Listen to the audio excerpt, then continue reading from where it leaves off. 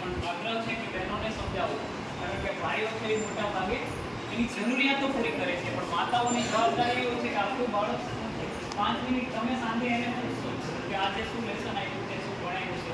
સૌથી પહેલાં આપણે જણાવી દઉં કે સ્લેટ સરકારશ્રી તરફથી પહેલા ધોરણના બાળકોને આપી છે સમગ્ર ગુજરાતમાં. આ સ્લેટ સારી ક્વોલિટીની સ્લેટ અને પેન એ તમારા બાળકને, તમારા દીકરા દીકરીને શાળા તરફથી મળશે.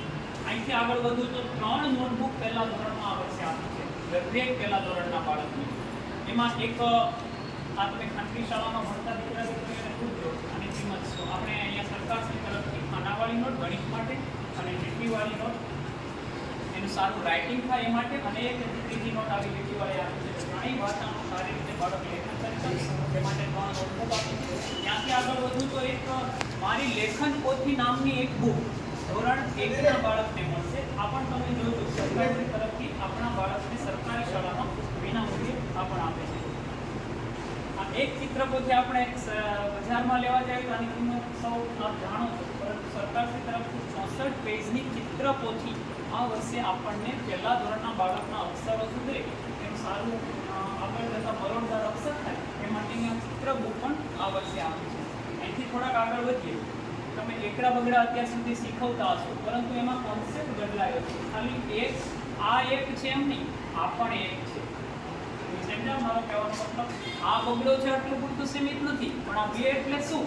તો 2 એટલે એના 2 વસ્તુ ભેગી થાય ને ત્યારે 2 થાય છે. તો બાળકનો કોન્સેપ્ટ તમે એને 17 પૂછશો ને તો એકડે સાતડે નહીં બોલે સરકારી શાળામાં, પરંતુ 10 ને 7 17, 16 ને 1 17, 14 ને 3 17. આ કોન્સેપ્ટનો ક્લિયર થાય એ માટેના 3 પાઠ. એને કસ આપણે સમજાવીએ તો તમે કહેશો કે કલમનો ક, એવી રીતે નહીં. અને ક સમજતા કબૂતરની પણ ઓળખ થાય, કબૂતર વિશે પણ જાણે અને પછી ખબર પડે કે આ ક છે. સાથે સાથે હિન્દી ભાષાનો ઉપર છોલો ખ્યાલ પણ આપણા બાળકમાં આવે એ પ્રકારના પાઠ છે.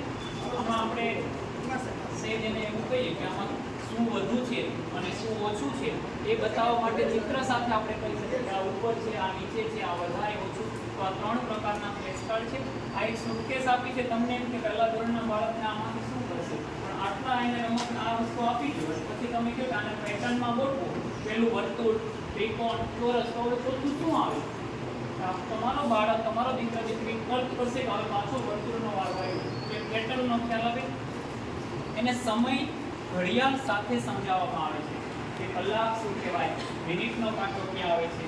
પછી એનાથી આપણે આગળ વધીએ ને તો અમારા ICDS વિભાગના બહેનો છે એટલી દઉં એ લોકો આકારો શીખવે છે. તમારી પાસે પહેલા ધોરણમાં બાળક આવે ને એ પહેલાના 2 વર્ષ આ લોકો પાસે ઓલરેડી ઘણી આવે છે, ત્યારે એમને આકારો સમજાવ્યા હોય છે. અહીંયા એને ઓળખવાના છે કે ત્રિકોણ ક્યાં છે, શંકુ ક્યાં છે, વર્તુળ ક્યાં છે, અને ઓળખશે ને આના રમકડા બનાવશે એની જાતે એ કામ કરશે. થોડા આપણે આગળ વધીએ. એક વાર્તા કરવાની વાત આવે તો તમે મૌખિક વાર્તા કરો અને સામે તમે બાળકને ચિત્ર